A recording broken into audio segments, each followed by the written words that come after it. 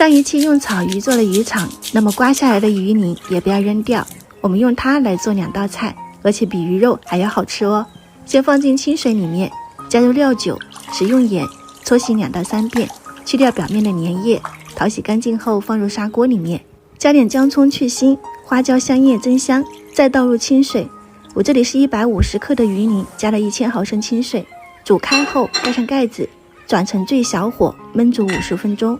时间到，把鱼鳞和香料捞出来，先放一旁备用。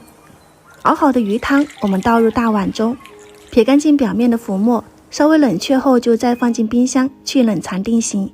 接着把鱼鳞里面的香葱、姜片、大料挑选干净，然后放入碗中，加入2勺面粉、1勺淀粉，撒上一点黑胡椒粉，给它拌均匀。鱼鳞裹上面粉后，就可以少量多次的放进油锅里面，炸个1分钟，给它炸至浮起，金黄酥脆，就可以捞出来。撒上一点熟白芝麻、烧烤料或者是辣椒粉，再来一点孜然粉，给它拌均匀。这样的话呢，我们的脆香鱼鳞片就搞定了，真的就有点像吃零食的那一种，很香很脆。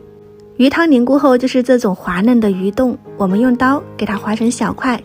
调个酸辣酱汁，就是姜蒜葱、辣椒酱，再来一点生抽跟陈醋，淋上去就搞定啦。酸辣又滑嫩的鱼冻，还有这一道嘎嘣脆的油炸鱼鳞片，小小鱼鳞片也能做出大大的美味，又能当零食，还能当凉菜。鱼鳞能吃，而且还很好吃。如果你也想吃，可以点赞收藏起来去试一下。喜欢我的视频，记得关注我，我是夏妈，下期再见。